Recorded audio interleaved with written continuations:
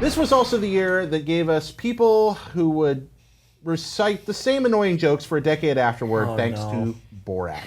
My wife. My wife. Thank you, Brian Altano.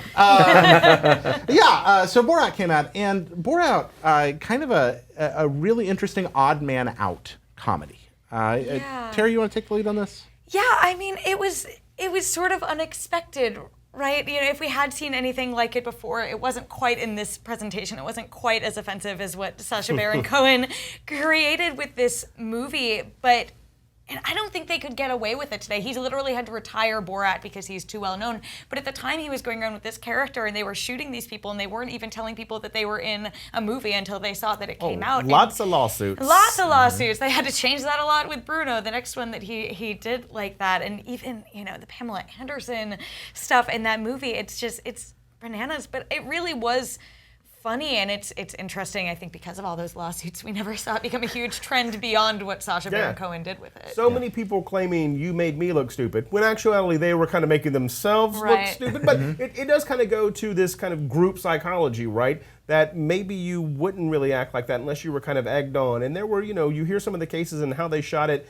and it was really like a mockumentary, and the other players didn't know what was going on. But like you're saying, it was very interesting for its time, because you probably just couldn't get away with something like that these days. It was almost like a live-action Jonathan Swift story. There's this ridiculous person walking around, and you're trying to focus on his ridiculousness, but you realize quickly that through those interactions, he's really just kind of mirroring the idiocy of your own culture and society right back at you. I mean, as silly as Borat is, we're so much sillier. And we're in on the joke there, too. Yeah. Like, we're in on the joke that Borat is not a real person, but seeing these people react to him like he is, it's just, I don't know, it's sort of chilling now thinking about it. But what I like about it is not only are we in on it with him, but we also, at least I experienced kind of a feeling that I was also complicit in this. These are my people. This is my world. Well, not just his, but this is my culture that's doing this to him, that's responding this way. Right.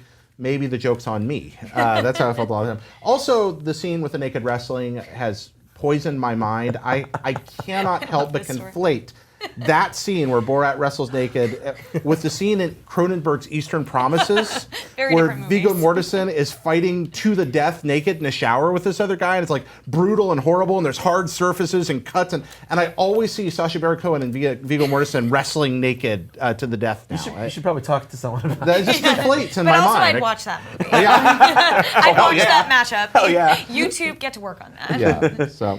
Borat, he's gone now. Sacha Baron Cohen?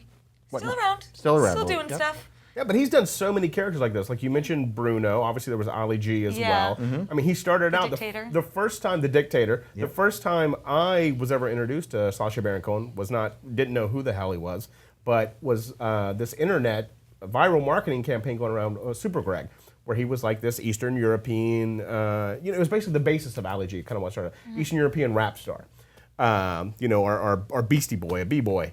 And I think it was for Lee Jeans back in the 90s, but it was just something that was being passed around the office. And we were like, what is this? Is this real? Who is this guy? And it's just funny to think that even back in the late 90s, it really was something that he had already been fostering, and he kind of has made his career off of just being other people, other Eastern European people.